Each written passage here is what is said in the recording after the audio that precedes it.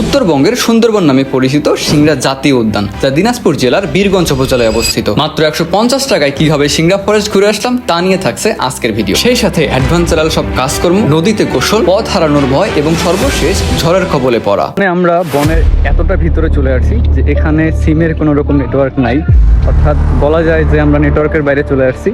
High, আমি তন্ময়। আজকের এই পুরো ভিডিওতে সিংড়া জাতীয় উদ্যান ঘুরে দেখাবো। আমাদের যাত্রা শুরু হয় সৈয়দপুর টার্মিনাল থেকে। টার্মিনালে আমরা ঠাকুরগাঁওগামী একটা বাসে উঠি। বাসের ভাড়া ঠিক করি পার পারসন 70 টাকা। সবসময় আমার কথা শুনতে আপনাদের ভালো লাগে? চলেন একটু গান শুনে আসি।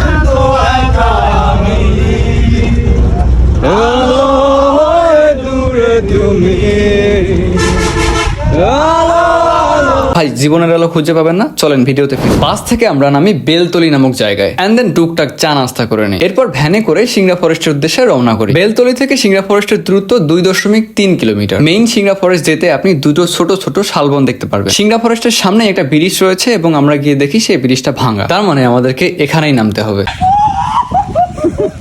আশ্চর্য, ছেলেটা এমন করে কেন?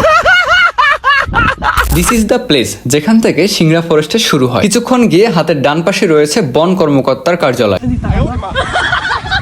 এরকম ক্যামেরাম্যান আপনি কখনো পেয়েছেন? সামনে যে ব্রিজটা দেখতে পাচ্ছেন, মোস্ট প্রবাবলি এর নিচ দিয়ে প্রবাহিত হচ্ছে নর্ত নদী। ফাইনালি আমরা সিংড়া ফরেস্টের ভিতরে যাচ্ছি। জায়গাটাতে এসে একটু অবাক হয়ে যাচ্ছি যে আমরা যাবো কোন পাশে।